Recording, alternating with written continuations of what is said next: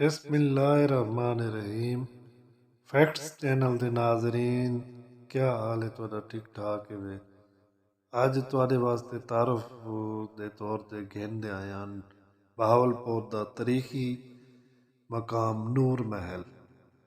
बहावलपुर पाकिस्तान दे विच एक महल है। ये तकरीबन क्लासिकी तर्ज दे एक इतालवी शातू की तरह 1972 दे विच बनाया गया है। नवाब बहावलपुर बरतानवी राज दी नवाबी रियासत दी मलकियत है। टूर महल नवाब सादिक मोहम्मद खां अब्बासी चहारम ने सन 1872 दे विच तमीर करवावन दा हुक्म दिता। इन्हां ने ये महल अपनी बेगम वास्ते बनवाया है, जिहड़ा 3 साल दे अरसे दे विच मुकम्मल थिया। यह वजह है कि नूर महल इन्हां दे बेगम दे नां नाल ही उन्हां दा नां रखिया गया। मजीद तहकीक दे मुताबिक नूर महल दे विच नूर दा मतलब रोशनी है। ई महल दे विच कोई बेगम कहनी ठहरी नवाबां इत्थां के आंदे रहने ते चले वेने ते इत्थां केर ठहरदे कहनी मतलब है।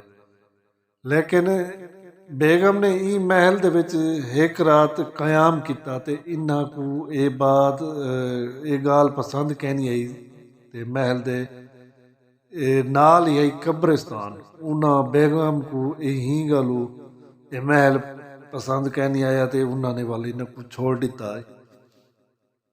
1956 दे विच रियासत बहावलपुर दे पाकिस्तान दे शामिल थीवन दे बाद नूर महल को महकमा औकाफ ने अपनी तहवील दे विच घिन कीता।